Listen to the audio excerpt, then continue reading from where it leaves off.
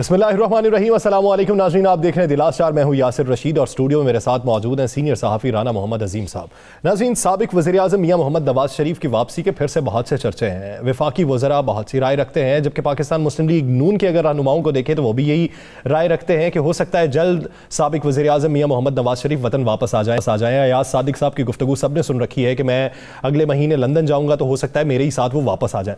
लेकिन बात यहाँ पर ये ख़त्म नहीं होती। वफाकी वज़ीर फवाद चौधरी साहब ये कहते हैं कि हर मुश्किल वक्त में नवाज शरीफ साहब कौम को या अपने कारकुनों को तनहा छोड़कर बाहर चले जाते हैं। और उनका यह भी कहना था कि नून लीग से अगर शरीफ फैमिली अलग होती है तो ये एक मुस्बत पेशरफ्त होगी।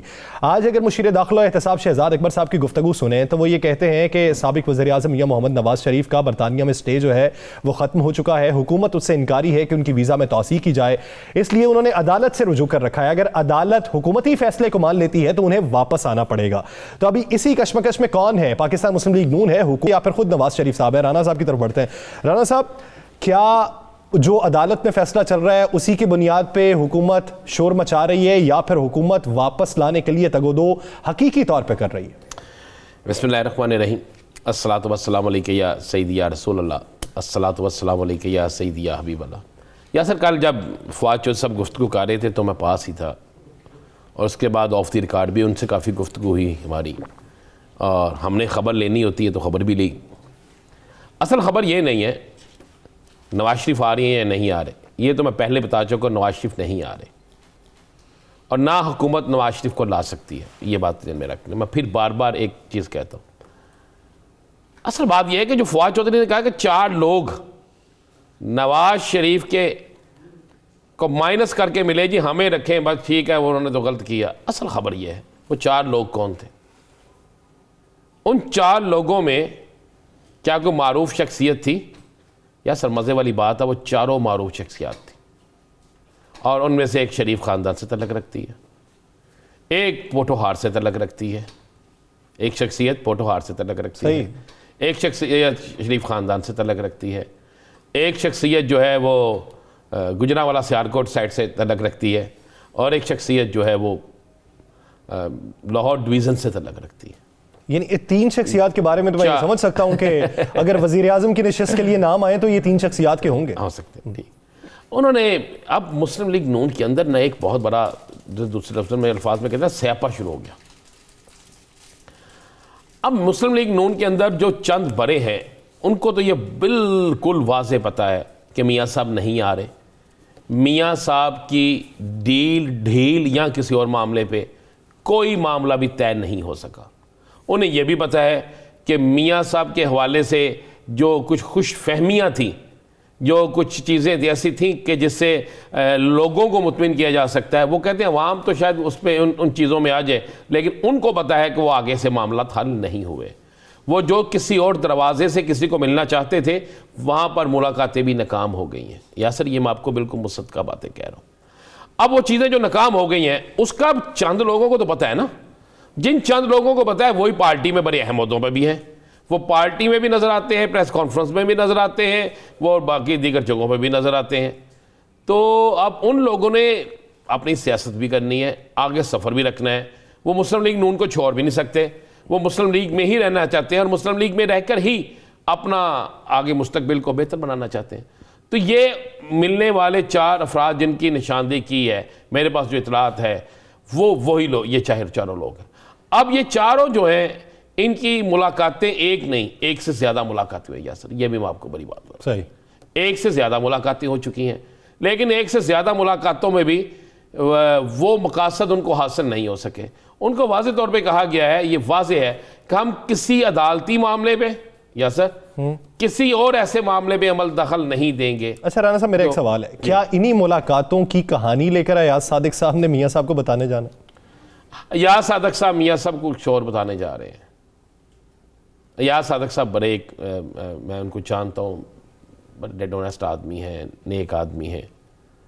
अयाज सादिक साहब 4 दफ़ा चले जाएं, 5 दफ़ा चले जाएं, 6 दफ़ा चले जाएं, वो मियाँ साहब को नहीं ला सकते, ना वो मियाँ साहब को लेने जा रहे। अयाज सादिक साहब एक पैगाम रसा है, एक पैगाम उनको मिल गया है, वो पैगाम लेकर जा रहे हैं और जाकर वो मियाँ साहब को वो सारे हालात बता देंगे जिनके मतलब उन्हें बताया गया है। अगर आप ये कहें कि वो लेने जा रहे हैं या वो ये कहते हैं जबकि मेरे चेहरे की मुस्कुराहट बता रही है कि मियाँ साहब आ रहे हैं, मुझे एक बात बताएं, जब मियाँ साहब को लाना होगा तो क्या मुस्लिम लीग नून में सब अयाज सादक साहब रह गए हैं? क्या मुस्लिम लीग नून में और कोई नहीं है? और जब मियाँ साहब ने आना होगा तो क्या उन्हें किसी के साथ आने की ज़रूरत पेश आएगी? या सर उन्हें तो फिर यह ज़रूरत पेश आएगी कि जनाब मेरे इस्तकबाल के लिए आप लाहौर में इकट्ठे हों, हज़ारों ने लाखों की तादाद में, लेकिन एयरपोर्ट तक पहुँच जाएं, एयरपोर्ट तक पहुँच जाएं।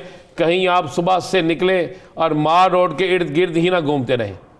मियाँ साहब को ज़रूरत इस बात की होगी, मियाँ साहब को अब असल सूरत हाल बताई जाएगी कि मियाँ साहब वो जो नारा था ना, कदम बढ़ाओ नवाज शरीफ, पीछे है कि नहीं है, वो वाला हिसाब है। अभी आप ना ही आए तो बेहतर है, इसलिए कि पार्टी के अंदर मामला तो और हैं, सियासी मामला तो और हैं, इत्तेहादी किसी और तरफ जा रहे हैं, इनकी जो मुत्तहिदा अपोजिशन है उसके मामला किसी और तरफ चल रहे हैं, इनका जोर तो कामयाब नहीं हो सका। ये सारे बात है। देखिए मुस्लिम लीग नून ने अगर ये नहीं चूरन बेचना कि जनाब हम जा रहे हैं और मियाँ साहब को लेकर आ रहे हैं, तो फिर वो क्या कहेंगे? क्या कोई मुस्लिम लीग नून का बंदा ये कहेगा मियाँ साहब नहीं आ रहे? सो ये कहते हैं हमने अभी मियाँ साहब को आने की इजाज़त नहीं दी क्योंकि अभी मुल्क में हालात ऐसे नहीं है, मियाँ साहब की सेहत भी इजाज़त नहीं देती। और भाई मियाँ साहब की सेहत इजाज़त नहीं देती तो क्या याद साहब कोई मेडिसिन लेके जा रहे हैं तो जाके खिलाएंगे और मियाँ साहब एकदम से ठीक हो जाएंगे और याद साहब के साथ वापस आ जाएंगे? ऐसे नहीं बात।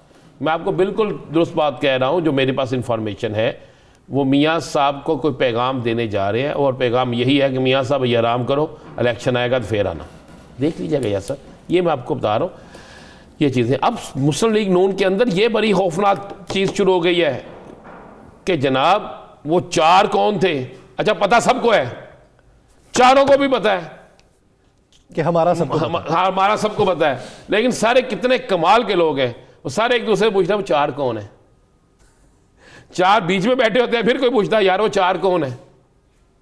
हर दौर में चार ही हुए हैं, ये भी आप ध्यान में रखिएगा।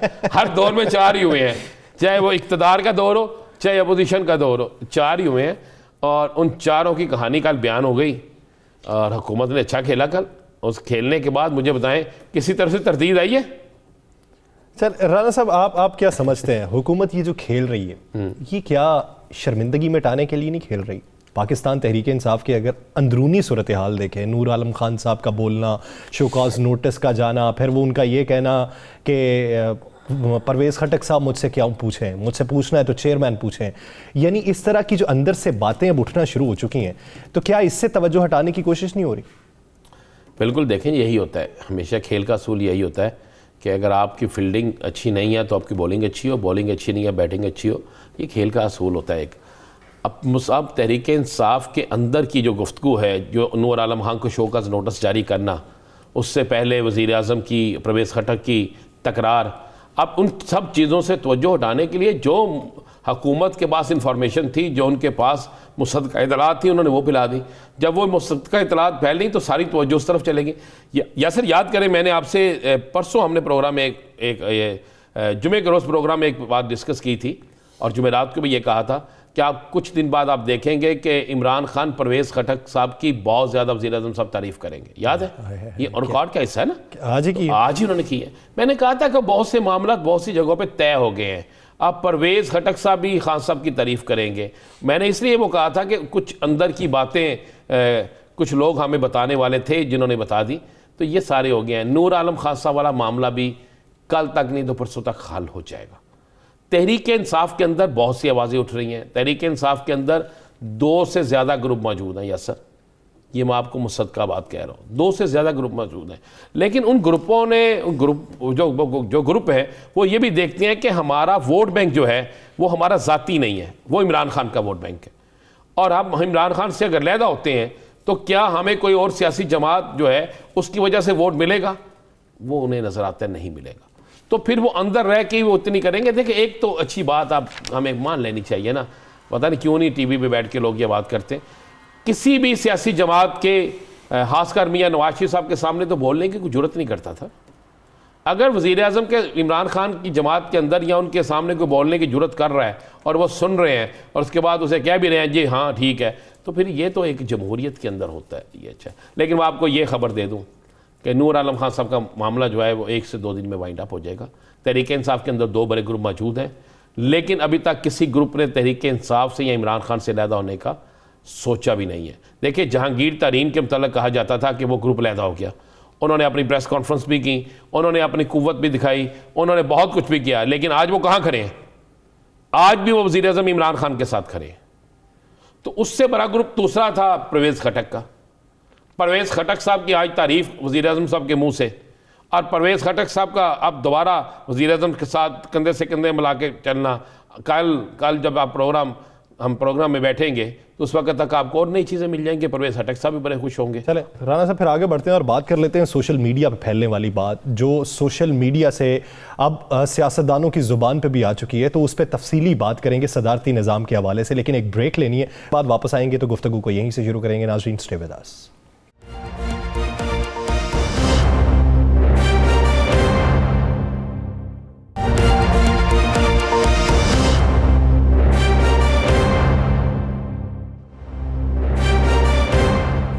Welcome back. नाज़रीन, निज़ाम की तब्दीली की बातें सोशल मीडिया पे गर्दिश करने लगी, उसके बाद फिर अब वो सियासतदानों की ज़बान तक भी आ चुकी हैं। गवर्नर पंजाब चौधरी मोहम्मद सरवर की अगर बात करें तो वो एक तकरीब से खिताब करते हुए ये कह रहे थे कि निज़ाम की तब्दीली की बातें इस वक्त नहीं करनी चाहिए, हमारा बेहतरीन निज़ाम है, अगर इस बहस में जाएंगे तो फिर बहुत दूर तक निकल जाएंगे। तो ये निज़ाम की तब्दीली की बात ने जन्म कहाँ से लिया? ये इशारा किस तरफ से हुआ? इशारा हुआ भी है तो क्या सिर्फ चहमगोइयों की हद तक हुआ है या फिर इसका शोर भी उठेगा? रब की तरफ बढ़ते हैं। राना साहब, सदारती निज़ाम की बात शुरू क्यों हुई, किसने की, किस तरफ से की गई और इसका मकसद क्या था? यासर, मेरे पास तो इतला यह है कि सदारती निज़ाम के हवाले से बात एक बड़े सियासी मजमे में हुई, मजमा नहीं कह सकते, एक बड़ी सियासी बैठक में हुई, जिसमें हुकूमत और अपोजिशन दोनों के लोग बैठे थे, और ये एक ज़ाती सी महफिल थी। मेरे पास नाम भी मौजूद है। तो वहाँ पर जब बहस चलना शुरू हुई कि तहरीकें चलेंगी और आने वाले हालात बड़े बुरे होंगे, फ़लाँ होगा, तो वहाँ पर एक हुकूमती ज़िम्मेदार ने कहा कि फिर हो सकता है भाई, इमरान खान साहब भी बड़े ज़िद्दी आदमी हैं और अदारे भी समझते हैं कि ये ठीक चल रहे हैं, तो फिर हो सकता है कि ऐसा सदारती निज़ाम आ जाए जिससे फिर आप सब के सब ही घर चले जाएं। हमें घर बेचते ये ना हो सारे घर चले जाएं और एक सदारती निज़ाम आ जाए, और वो सदारती निज़ाम इमरान खान साहब जो है उनकी फेवर का और सब कुछ उनके हाथ में। ये बात वहाँ से ट्रैवल की। अच्छा, ये बात एक महफिल में होती भी है, लेकिन ये बात हुकूमती या रुकने या ज़िम्मेदार जो है उसको सूट भी की। देखिए, 2 चीज़ें थी। आने वाले दिनों में कोई भी बड़ी सियासी जमात सदारती निज़ाम के हक़ में नहीं है, वो कोई ऐसी फ़ज़ा कायम करने की कोशिश नहीं करेगी कि पाकिस्तान के अंदर सदारती निज़ाम कायम हो। जब वो कोशिश नहीं करेगी तो उसका मतलब है वो एजिटेशन, जिसे सख्त एजिटेशन कहते हैं, वो सख्त मुज़ाहमत जो है वो नहीं होगी। सही। इसलिए कि कोई भी सियासी जमात नहीं ना चाहेगी। ये तो अपोजिशन की सियासी जमातों के लिए एक फंदा होगा सदारती निज़ाम, उनके सियासी कैरियर के लिए बदतरीन दिन होंगे कि अगर सदारती निज़ाम आ जाता है। तो ये उनको डराने के लिए भी बात भी हुई, उनको बताने के लिए भी हुई। वहाँ से ये बात इस तरह ट्रैवल की कि सोशल मीडिया पे बेइंतहा बहस शुरू हो गई। बड़े मज़े वाली बात है कि मैंने कई ट्वीट पढ़े, कई ट्वीट देखे, बड़े बड़े सीरियस लोगों के ट्वीट आए कि आइंदा 15 दिन बड़े हैं, मैं 15 दिन में सदारती निज़ाम आ रहा है। भाई, सदारती निज़ाम पहली बात ध्यान में रखिएगा, मेरे पास जो इतलात है सदारती निज़ाम नहीं आ रहा, और सदारती निज़ाम को कोई भी अदारा सपोर्ट नहीं करेगा। ये मैं आपको एक बड़ी खबर दे देता हूँ। सदारती निज़ाम चैलेंज हो जाएगा, उसको किसी जगह से भी कोई सपोर्ट नहीं होगी, चाहे वो आईनी है चाहे वो गैर आईनी है। अभी तक ऐसा कौन सा काम है जिसकी वजह से सदारती निज़ाम लाना पड़ रहा है? मुझे एक बात है, कोई एक असम्बली में बिल मुझे बता दे, एक समझने वाली बात है कि कोई असम्बली में एक ऐसा बिल बता दे जो पास नहीं हो रहा अपोजिशन की मुखालफत के बावजूद, कोई एक ऐसा काम बता दे कि जो हुकूमत चाहती है वो नहीं हो रहा अपोजिशन की मुखालफत के बावजूद सारा कुछ हो रहा। तो फिर सदारती निज़ाम किसके लिए ना? इसे हम हुकूमत का पता समझें। हाँ, ये बात है, ये हुकूमत का पत्ता है, और कुछ सियासी और अपोजिशन की सियासी जमातों और खुद हुकूमत के अंदर बैठे हुए कुछ ऐसे लोग जो अभी आपने बात की थी ना, ग्रुप जो है, उनके लिए भी पैगाम है कि खेडांगे नहीं तो खेडन भी नहीं देंगे। ठीक, ये बात है, कोई सदारती निज़ाम नहीं आ रहा, अभी तक तो नहीं आ रहा। और ये जो 15 दिन की चहमगोइयाँ चल रही हैं कि 15 दिन में हो जाएंगे, तो आज की तारीख आप रख लें, 17 तारीख है, तो अगले महीने की फिर 17 को देख लेंगे कि सदारती निज़ाम आ गया कि नहीं आ गया। बदकिस्मती हमारी है कि सोशल मीडिया पे चलने वाली अफवाहें जो हैं वो इतनी तेज़ी से गर्दिश करती हैं कि हमारे सियासतदान भी उस पर बात करने से पहले तस्दीक करना गवारा नहीं करते। हमारे कई मारूफ दानश्वर जो हैं, तज्ज़ियाकार जो हैं, वो भी उस पर तस्दीक नहीं करते और उसी पे सारा कुछ शुरू हो जाता है। मेरे पास जो इतलात है वो मैं आपको बिल्कुल क्लियर बता रहा हूँ। देखिए, सदारती निज़ाम के आने से पहले यासर फ़ज़ा चेंज होती है, पूरी तौर पे माहौल तब्दील होगा। आप एक दूसरे से मुशावरत करेंगे, एक मीटिंग्स होंगी, वो बैकडोर राब्ते होते हैं, आपके अपने अरकान असम्बली होते हैं। भाई अभी तो आपके अरकान असम्बली की अभी आपने 3 दिन हुए बेइंतहा स्कीमें जारी कर दी हैं। आपके बाकी मामलात है, आपके इंटरनेशनल मामलात हैं, इसमें ये नहीं हो सकता। अब आपने वो स्कीम्स का जिक्र किया है, तो अगर मजमूई तौर पे वो रिपोर्ट देखें कि तरक्याती फंड्स कितने खर्च हुए, सबसे कम लाहौर में खर्च हुए ऐलान होने के बावजूद भी, तो अब पंजाब के बेशतर शहरों के अंदर ऐलान हुआ 10 अरब का, खर्च कितना हुआ? 1 अरब भी खर्च नहीं हुआ। तो ये जो फंड्स खर्च नहीं हुए, तरक्याती फंड्स की जो शरह बहुत कम रही है, स्कीम्स का फिर से ऐलान कर दिया गया है, तो ये मजमूई तौर पे तरक्याती काम पूरे कैसे करेंगे? देखिए, इसमें 2 वजूहात हुई। एक वजूहात हुई आपको ब्यूरोक्रेसी बढ़ गई। हमने पहले भी कई दफ़ा प्रोग्रामों में कहा कि कई फाइलें जो हैं वो फाइलें ही बनी रही, कई कागजात आगे न जा सके। बहुत से लोग नैब के डर से, बहुत से लोगों ने ये बहाना डाल दिया नैब का डर, बहुत से लोगों ने, ब्यूरोक्रेट्स ने अपनी किसी और से वफादारी निभाने के लिए बहुत से टेंडर्स नहीं होने दिए, बहुत से काम रुक दिए। और कुछ प्लानिंग का बड़ा फुकदान था, बहुत फुकदान था प्लानिंग का। अगर एक ब्यूरोक्रेट्स गलत कर रहा है तो वज़रा बड़े बड़े समझदार वज़रा हैं, बड़े समझदार इनके पास लोग मौजूद थे, उन्होंने इस पर क्यों नहीं अमल किया? उसके बाद तकरीबन 1 साल से तो आपको पता है ठेकेदार जो है, कंट्रैक्टर जो है, उन्होंने भी हड़तालें की हुई हैं। लेकिन राना साहब, फिर सवाल बनता है कि लाहौर जैसा बड़ा शहर, गुजरांवाला हो गया, फैसलाबाद हो गया, मुल्तान हो गया, वहाँ पे फंड्स खर्च नहीं हुए, नारोवाल में 50% से ज़्यादा खर्च हो गए, ये कैसे हुआ? भाई जिसका जहाँ पे जो तगड़ा था ना, मैं कह रहा हूँ, जो वज़ीर समझता था, जिसने वहाँ पे अपने काम करवाने थे, जिन्होंने वहाँ पे अपना इलेक्शन को सीधा करना था, उसने तो उस पर तवज्जो दी। बाकी मैं वही तो कह रहा हूँ, बाकी जहाँ पे ब्यूरोक्रेसी ने कुछ किया, वहाँ पे इतने इनके समझदार लोग थे, वो क्यों नहीं करवा सके? वो इनकी नाकामी, हुकूमत की बहुत बड़ी नाकामी है। हुकूमत अपने हदफ मुकम्मल नहीं कर सकी। अगर तरक्याती काम आज हुए होते उस तरीके से, उतना पैसा खर्च हुआ होता, तो आज हुकूमत जो है वो बड़े फ़ख्र से कहती कि फ़लाँ मनसूबा हमने बना लिया, मुकम्मल हो गया, फ़लाँ मुकम्मल हो गया, फ़लाँ मुकम्मल हो गया, इतना बजट था, इतना खर्च हो गया, इतना बच गया। बचना तो चाहिए नहीं था, बल्कि खर्च होना चाहिए था, ये नहीं हुआ, तो ये नाकामी है, इसकी हुकूमत को मानना चाहिए।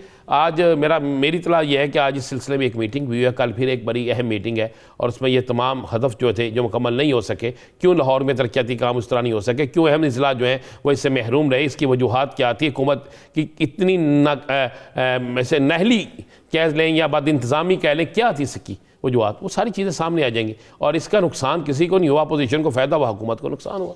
राना साहब, जब हम पंजाब की बात करते हैं तो जनूबी पंजाब का सूबा बनना पाकिस्तान तहरीक इंसाफ के मंशूर में शामिल था, लेकिन आज अपोजिशन लीडर ऐवान बाला के सैयद यूसुफ रज़ा गिलानी उठते हैं और वो मुतालिबा करते हैं कि जनूबी पंजाब का सूबा बनना चाहिए।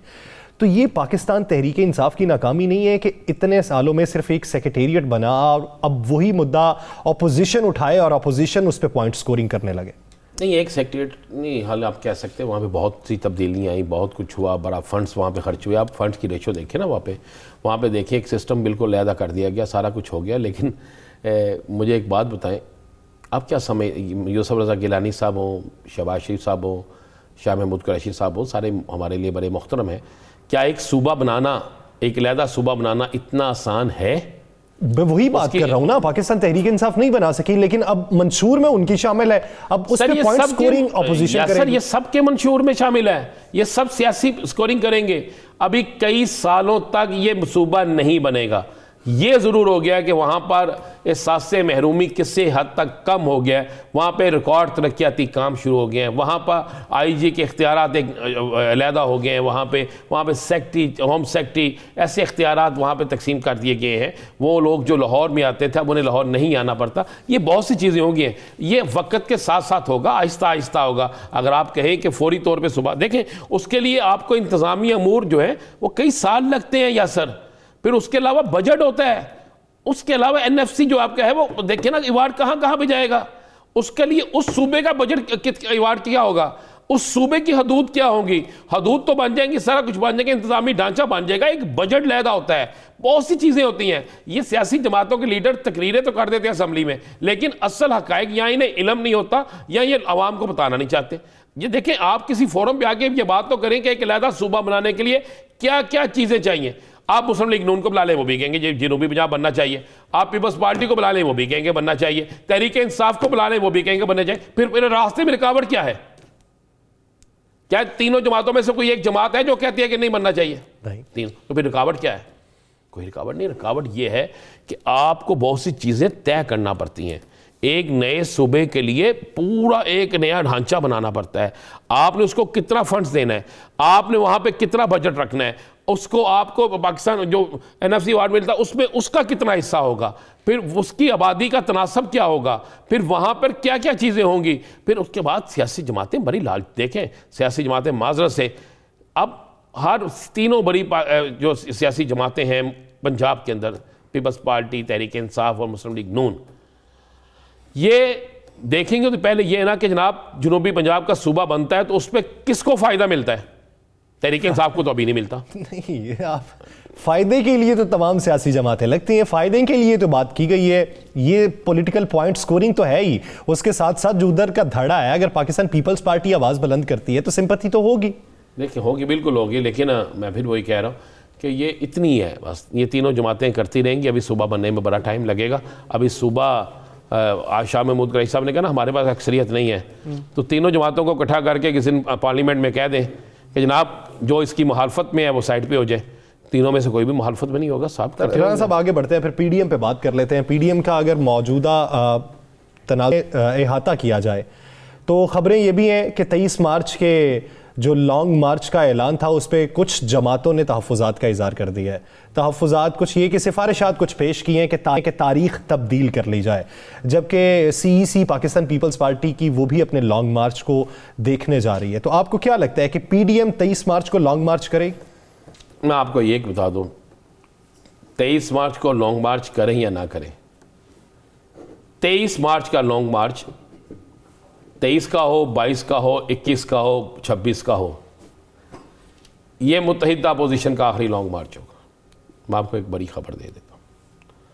उसके बाद इस मुत्तहिदा अपोजिशन, मुत्तहिदा तो नहीं मैं कह सकता, अपोजिशन की अक्सरियती जमातें जो हैं, उसके बाद मज़ीद इनमें इख्तलाफात पैदा हो जाएंगे और बहुत से एक दूसरे को छोड़ के चले जाएंगे। मेरे पास तो ये भी चहमगोइयाँ हैं कि कुछ लोग तो ये भी कहते हैं कि हो सकता है मौलाना साहब को केपीके में हिस्सा मिल गया और बलूचिस्तान में हिस्सा मिलने वाला है आइंदा, और उसके बाद ये 23 मार्च से पहले या 23 मार्च के बाद हो सकता है ये मुत्तहिदा अपोजिशन किसी शराजे की तरह बिखर जाए, किसी इसका शराजा ही सारा बिखर जाए और ये किसी और तरफ चली जाए, ये भी इतला है। और पीपल्स पार्टी के लॉन्ग मार्च के हवाले से मैं आपको बता दूँ, पीपल्स पार्टी का लॉन्ग मार्च जो है उसकी तारीख तब्दील होने के ज़्यादा इम्कान हैं। देखिए हुकूमत वो फरवरी से मार्च में जाने का इम्कान ये भी हो सकता है। देखें, एक तो उसी तारीख पे मुत्तहिदा पोजीशन जो सिंध के अंदर है पीटीआई और उन्होंने कर दिया। अब 2 कराची से गोटकी तक उन्होंने जाना है, कराची से इस्लामाबाद तक उन्होंने जाना है।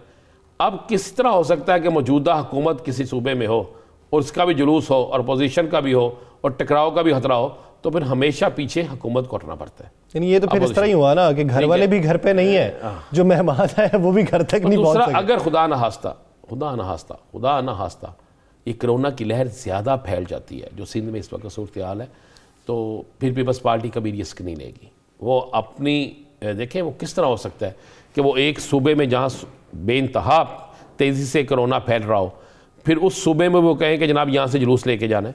तो ये एक सियासी और अखलाकी दोनों तरफ से शिकस्त होती है। तो इसलिए मेरे पास इतला ये है कि पीपल्स पार्टी जो है वो अपनी तारीख तब्दील कर सकती है।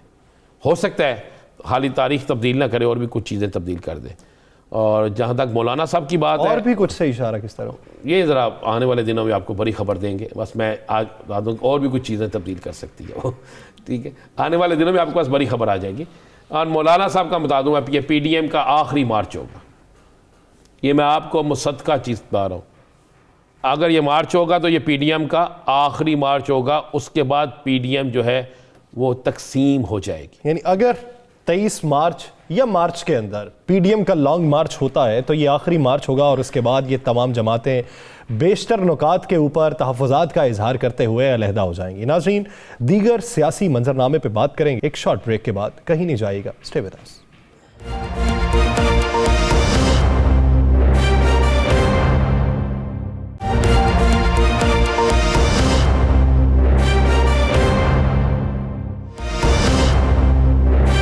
Welcome back. नाज़रीन, कराची के बाद लाहौर गैंगवार में तेज़ी आती जा रही है। अगर रोज़ाना की बुनियाद पे हम क्राइम इंडेक्स देखें तो वो भी बढ़ता जा रहा है। और फिर कुछ शूटर्स जो गिरफ्तार किए गए, उनकी जानिब से जो इंकशाफात सामने आए, उन्होंने मंजरनामा कुछ वज़ा कर दिया है। लाहौर के गैंगवार के हिसाब से अगर हम मौजूदा स्नैरियो के अंदर MPA बिलाल यासीन का वाक़या लें तो बिलाल यासीन के केस में पकड़े जाने वाले जो मुल्ज़िमान हैं, उन्होंने जो हक़ाइक़ बयान किए और जो पुलिस ज़राए बता रहे हैं, आज के दिन जो पुलिस ज़राए ने बताया, हमने कुछ दिन पहले उसकी किस तरीके से तस्दीक की थी, पहले वो हिस्सा मुलाहिजा कर ली, गुफ्तगू को आगे बढ़ाते। मुख्तलिफ TV चैनल्स पे मुख्तलिफ चीज़ें चल रही थी, मुख्तलिफ लोगों की तस्वीर चल रही थी, मुख्तलिफ कहानियाँ चल रही थी और कहा जा रहा था कि टारगेट बिलाल यासीन नहीं है। मैंने जो क्राइम हिस्ट्री देखी है, जो क्राइम सीन्स देखे हैं, मेरे पास जो इतलात है कि टारगेट बिलाल यासीन ही थे। नाज़रीन, ये हकाइक हैं जो आप तक पहुंचे हैं। यही हकाइक आपको कुछ दिनों बाद पुलिस हुक्काम की ज़बानी भी पहुंचेंगे और फिर देखिएगा कि सदाकत क्या है। नाज़रीन, 2 हफ्ते पहले ये हमने बताया था कि टारगेट जो था वो बिलाल यासीन को ही किया जाना था, वो कोई और नहीं था, जिसकी तस्दीक आज के दिन हुई है। राना साहब, अगर लाहौर गैंग वॉर की आपने बात की है, लाहौर गैंग वॉर में तेज़ी आती जा रही है, तो कौन से इंकशाफात सामने आए जिसने तरथली मचा दी? देखें यासर, सबसे पहले तो मैं आपको दाद दूंगा कि आपने उस दिन कहा कि वाकई कुछ दिन बाद ऐसे ही हुआ। बिल्कुल ऐसा ही हुआ। उस वक्त आपको पता, लोग मुख्तलिफ बातें कर रहे थे, हर TV चैनल पे ये चल रहा था, फला टारगेट था, वो नहीं था, बिलाल यासीन करीब करा तो उसको गोलियां लग गई। हमने उस दिन जो बात की और आपने आज उसकी कहा कि चंद दिन बाद होगा 3 तारीख का वाक़या हमने खबर दी 2 हफ्ते पहले और आज ये सब। या सर, आज आपको बताते हैं एक बड़ी खौफनाक सूरत। ये मेरी रिपोर्ट नहीं है, ये रिपोर्ट लाहौर पुलिस की वो इंटेलिजेंस रिपोर्ट है जिसके बुनियाद पर लाहौर पुलिस ने काम शुरू कर दिया और इस पर CIA इनको बड़ी कामयाबी मिली है। यासिन, लाहौर में 4 गैंग इस वक्त बड़े मुतहरक हो चुके हैं। ये कराची की तरफ पे हो रहा सारा, और उन 4 गैंग्स जो हैं उनको जो सपोर्ट मिल रही है, जो पुलिस की रिपोर्ट के मुताबिक कि इस वक्त शूटर्स को बाकायदा नशा करवाया जाता है यासर, किसी टारगेट पे भेजने से पहले। ये बड़ी खौफनाक चीज़ है। उन्हें आइस का नशा कराया जाता है ताकि उनका ज़हन मौफ हो जाए और वो सिर्फ टारगेट तक जाएं और कोई चीज़ ना सोचें।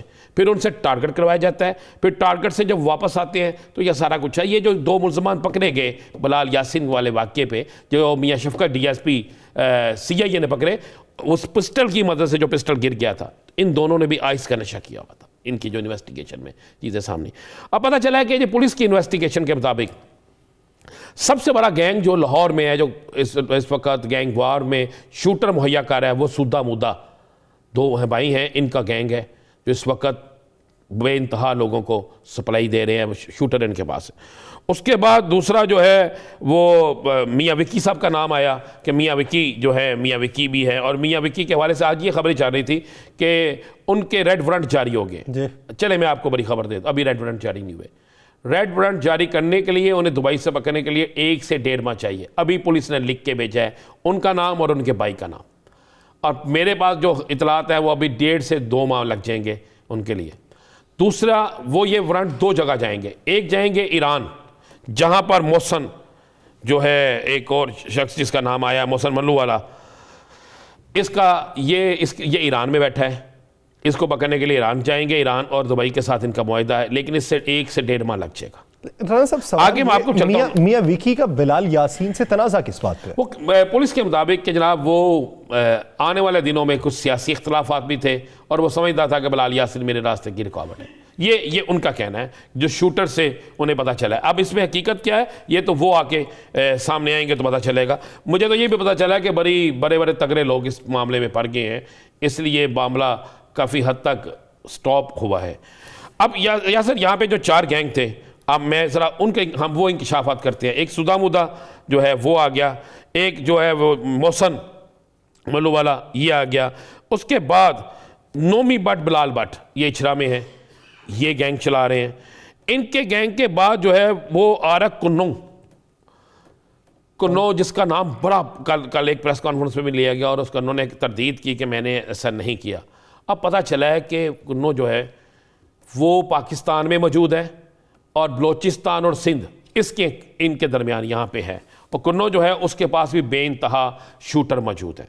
या सर जो एक खौफनाक चीज़ जिसमें जो चीज़ इंकशाफात सामने आते हैं कि इन शूटर्स को 2 हाज़र सर्विस पुलिस इंस्पेक्टर जो थानों में लगे हुए हैं तगड़े, इस वक्त तैनाती उनके थानों में है, 4 सब इंस्पेक्टर जो है वो करें स्पोर्ट, और सिर्फ इनको हाथ, अगर ये डरते हैं ये सारे गैंग वार के जो मुल्ज़मान हैं तो CIA से डरते हैं, ये भी मज़े वाली बात। और लाहौर पुलिस के पास मैं फिगर ले रहा था 27,000 की नफरी है, लेकिन CIA जो सबसे ज़्यादा मुल्ज़म पकड़ रहा है उसके बाद 600 की नफरी है। Asim Iftikhar SP CIA, DSP मियाँ शफकत और दीगर जो स्टाफ है, इन्होंने अभी तक मुल्ज़मान पकड़े हैं। और अगर ये गैंग वार जो है ये इस वक्त सबसे ज़्यादा टारगेट जो कर रही है वो CIA को कर रही है, आसिम इफ्तिखार मियाँ शफकत और दीगर पुलिस अफसरान को, रईस खान ये जो बाकी हैं। आसिम इफ्तिखार जो है वो इस वक्त CIA के SP हैं और मियाँ शफकत DSP, इन्होंने इस मुल्ज़मान को पकड़ा।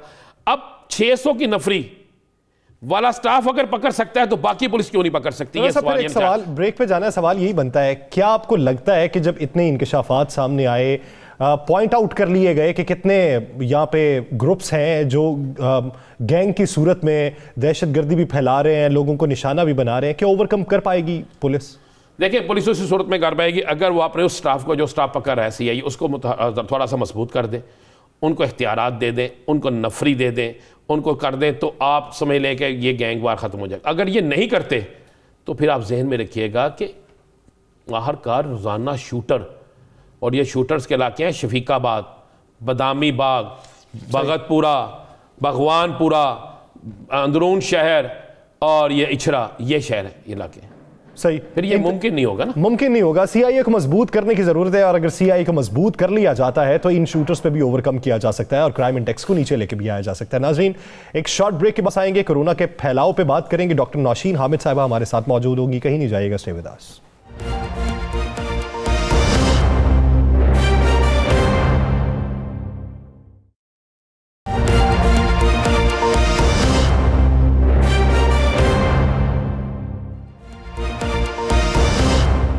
Welcome back. नाज़रीन, कोरोना वायरस दुनिया भर में फिर से तेजी से फैलने लगा है। दुनिया अभी पहले और दूसरे वेरिएंट से नहीं निकल पाई थी कि तीसरे वेरिएंट ने भी आ लिया है।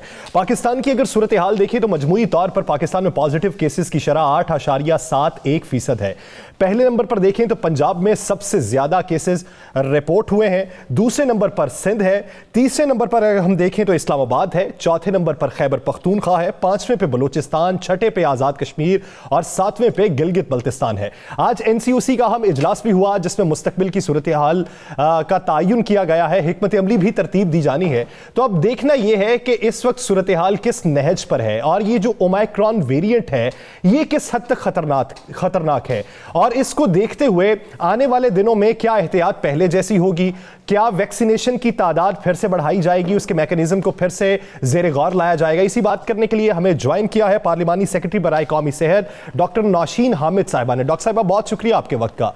डॉक्टर साहिबा, अगर मौजूदा हम सूरत हाल देखें, एक तो बैनुल अक़वामी सतह पर देखें जिस तरह से इसका फैलाव बहुत तेज हो रहा है, कौमी इदारा सेहत की अगर बात की जाए तो वो ओमिक्रॉन के फैलाव की तेजी को लेकर तशवीश में मुब्तला है या फिर सूरत हाल जो है वो कंट्रोल में है? जी, बिस्मिल्लाहिर्रहमानिर्रहीम। देखिए जी, इस वक़्त पाकिस्तान जो है वो कोविड के 5वीं लहर में से गुज़र रहा है और इस दफ़ा जो केसेस हैं वो प्रीडोमिनेंटली ओमिक्रॉन के केसेस हैं, जो कि पहले साउथ अफ्रीका में आया, उसके बाद फिर वो यूएसए, कनाडा और यूरोपियन कंट्रीज़ में फैलता हुआ पाकिस्तान जब वो पहुँचा तो उससे पहले वो तकरीबन 100 दुनिया के ममालिक को इन्फेक्ट कर चुका हुआ था। पाकिस्तान में इस वक़्त सिचुएशन यही है कि जी ओमिक्रॉन बहुत तेज़ी से बढ़ रहा है, क्योंकि ये वो वेरिएंट है जो कि जिसकी ट्रांसमिसिबिलिटी बहुत ज़्यादा है। यानी कि ये बहुत जल्दी इन्फेक्ट करता है और बहुत तेज़ी से करता है। इसीलिए हम देख रहे हैं कि केसेस ग्रेजुअल राइज़ के बजाय वो एक ऑलमोस्ट एवरीडे डबल की तरफ जा रहे हैं। तो दैट मीन्स कि इसका फैलाव बहुत तेज़ है और बाज़ शहरों में, कराची जैसे बड़े शहर में इस वक़्त इसकी पॉज़िटिविटी रेशियो 40% के करीब पहुंच चुकी हुई है। और लाहौर में भी और रावलपिंडी और इस तरह जो दूसरे हैदराबाद, ये जो बड़े शहर हैं उनके अंदर इसका तेज़ी से केसेस में इज़ाफ़ा हो रहा है। मगर जहाँ एक तरफ इसकी ट्रांसमिसिबिलिटी बहुत ज़्यादा है, दूसरी तरफ हमारे लिए थोड़ी-सी उम्मीद अफ़ज़ा बात ये है कि इसका जो मोर्टेलिटी है, यानी डेथ रेट इसकी वजह से, या सीरियसनेस ऑफ डिज़ीज़, या जिसको हम ये कहते हैं कि क्रिटिकल केयर ऑक्यूपेंसी हॉस्पिटल में, यानी कि सीरियस पेशेंट्स की जो एडमिशंस होती हैं हॉस्पिटल में, वो कंपैरेटिवली पिछले वेरिएंट्स के मुकाबले में कम है। तो उससे हमें समझ यही आ रहा है कि डिज़ीज़ की नौइयत जो है वो पहले वेरिएंट से थोड़ी-सी उसकी सिवियरिटी कम है। मगर इसकी वजूहात में एक बड़ी वजह जो है वो वैक्सीनेशन, चूँकि हमारे मुल्क में बहुत बड़ी तादाद जो है 50% ऑफ एलिजिबल पॉपुलेशन जो है वो वैक्सीनेट हो चुकी हुई है कंप्लीटली, और 16 से 17 करोड़ के करीब लोग वो हैं जिनको कम से कम 1 डोज़ वैक्सीन की लग चुकी हुई है। तो इसकी वजह से मैं समझती हूँ कि दुनिया में भी चूँकि वैक्सीनेशन बड़ी तादाद में हो गई है, इसलिए अब ये वायरस पिछले वायरस के मुकाबले में कंपैरेटिवली थोड़ा-सा वीक हो गया है, एज़ लॉन्ग एज़ इसकी जिस तरह आपने कहा कि अभी हमें एक उम्मीद है कि इससे ज़्यादा नुकसान नहीं हो रहा, जानी नुकसान नहीं हो रहा, तो क्या इसके जो पेशेंट हैं, जो मरीज़ हैं, वो वही मेडिसिन इस्तेमाल कर रहे हैं जो पहली कोरोना के वक्त में इस्तेमाल करते थे, या इसके लिए कोई जदीद हमने कोई मेडिसिन या कोई ऐसा इलाज जो पहले से मुनफरद हो या पहले से अलहदा हो, इस पे क्या है? नहीं जी, देखिए इलाज तो वही है, इसके एसओपीज़ भी वही हैं, इसके लिए वैक्सीनेशन भी वही है, और अगर खुदा न खास्ता कोई डिज़ीज़ में मुब्तला होता है तो इसकी मेडिसिन्स और ट्रीटमेंट भी वही है। सिर्फ फ़र्क ये पड़ा है कि पहली वेव के अंदर चूँकि डॉक्टर्स जो थे वो खुद भी सीख रहे थे दवाइयों की अफादियत, किस वक़्त पेशेंट को कितनी ऑक्सीजन वेंटिलेटर पे डालने का डिसीजन, ये पहली वेव्स के मुकाबले में ये जो 1.5 पौने 2 साल का तजर्बा हमारे डॉक्टर्स ने गेन किया है, उसकी वजह से ट्रीटमेंट जो है वो उसकी स्ट्रेटजी जो है वो अब डॉक्टर ज़्यादा बेहतर तरीके से जो है वो बना सकते हैं। और पहली वेव और दूसरी वेव वगैरह में हमें कितनी डोज, किस स्टेज के ऊपर कौन सी दवाई यूज़ करनी है, किस स्टेज के ऊपर वेंटिलेटर पे डालना है, उसके मुकाबले में अब हमारे डिसीजंस जो हैं वो काफ़ी बेहतर हो गए हैं, क्योंकि तजर्बे से डॉक्टर्स ने बहुत कुछ सीखा है। इसलिए मैंने जिस तरह आप ये कह रही हैं कि ओमिक्रॉन वेरिएंट जो है इसके असरात वैसे नहीं है जिस तरह डेल्टा के थे या दूसरे जो वेरिएंट थे उनके थे, लेकिन अगर आप मजमूई तौर पे इस वक्त सूरत हाल देखें, कुछ डॉक्टर्स जो बैनुल अक़वामी सतह पे अपनी डॉक्टरेट चला रहे हैं, उनका ये मानना है कि आने वाले दिनों में अगर ये इसी तरह इसका फैलाव तेज़ रहा ओमिक्रॉन का, तो ये एक हल्के ज़ुकाम या सख्त ज़ुकाम में ही तब्दील होगा, इससे ज़्यादा इसका असर नहीं होगा। और साथ ही साथ उनका ये भी कहना था कि अगर इसी तरह की सूरत हाल रही तो 1-1.5 साल बाद वैक्सीनेशन की भी ज़रूरत नहीं होगी। इसमें कितनी हकीकत है? देखिए जी, दुनिया में अब ये कॉन्सेप्ट बनता जा रहा है कि अब हमें कोविड को भी एक फ्लू की किस्म ही, क्योंकि इन्फ्लुएंजा आपको पता है हर साल दुनिया में आता है, हमारे मुल्क में भी और तमाम दुनिया के दूसरे ममालिक में भी लोग उसकी वैक्सीन लगवाते हैं और इन्फ्लुएंजा से अपने आप को सेव करते हैं। तो कोविड वायरस भी जो है उसी फैमिली का ही एक वायरस है, और जैसे जैसे ये म्यूटेट करता है, दुनिया ने ये देखा है कि ये वायरस जो होते हैं ये आहिस्ता आहिस्ता कमज़ोर होना शुरू हो जाते हैं, और डिज़ीज़ की सिवियरिटी जो पहले हम देखते थे वो नहीं, क्योंकि इसमें थोड़ा सा रोल ये है कि इम्यूनिटी भी लोगों की बनती जा रही है। लोग इन्फेक्ट होते हैं तो एक दफ़ा इन्फेक्ट हो जाए तो उसके बाद उनकी बॉडी में वो उसके खिलाफ इम्यूनिटी बन जाती है। तो फिर इस तरह ये वायरस जो है ये आहिस्ता आहिस्ता लेस डेडली हो जाता है। तो अभी तक तो हमें ये इसी पैटर्न पे चलता नज़र आ रहा है, मगर चूंकि इसकी वजह से केसेस बहुत ज़्यादा हो रहे हैं, फैलाव बहुत ज़्यादा हो रहा है, तो जाहिर है कि अगर 100 को होगा तो उसमें अगर 1 की डेथ होगी, पर अगर 5000 को होगा तो शायद 5, 6, 7, 8 की डेथ होगी। तो इसलिए अगर ज़्यादा केसेस की वजह से डेथ बढ़ सकती है, मगर बहैसियत ये डिजीज़ जो है ये उतना डेडली अभी तक दुनिया के अंदर हमारे पास जितना डाटा भी आया है और पाकिस्तान के अंदर भी जो हमने देखा है, ये उतना डेडली साबित नहीं हो रहा है जी। डॉक्टर साहब, अगर आप ये इस पे इत्मीनान भी है आपको और आपको पोजीशन बेहतर भी नज़र आ रही है, तो फिर हम ये कह सकते हैं आने वाले दिनों में ना लॉकडाउन होगा, ना स्कूलों में छुट्टियां होंगी और ना ही वो सख्तियां होंगी जो पहले थी? देखिए, सबसे पहले तो हमें ये समझना है कि ये कोविड वायरस जो है ये अब इस दुनिया में कुछ अरसे के लिए मौजूद है। हम ये नहीं कह सकते कि 2 साल, 3 साल, 4 साल, मतलब कि ये वायरस जो है ये मौजूद है और ये कुछ अरसा अभी दुनिया वालों को इसके साथ जीना सीखना होगा, जिसको अब हम एक न्यू नॉर्मल कहते हैं। हमें अपनी लाइफ को जो है वो अब उस न्यू नॉर्मल के मुताबिक करना है, क्योंकि ना रोज़ रोज़ चीज़ें बंद की जा सकती हैं, ना मईशत को बंद किया जा सकता है, ना एजुकेशन को बहुत सफ़र कराया जा सकता है, और ना ही दूसरी जो रोज़मर्रा के मामूलात होते हैं।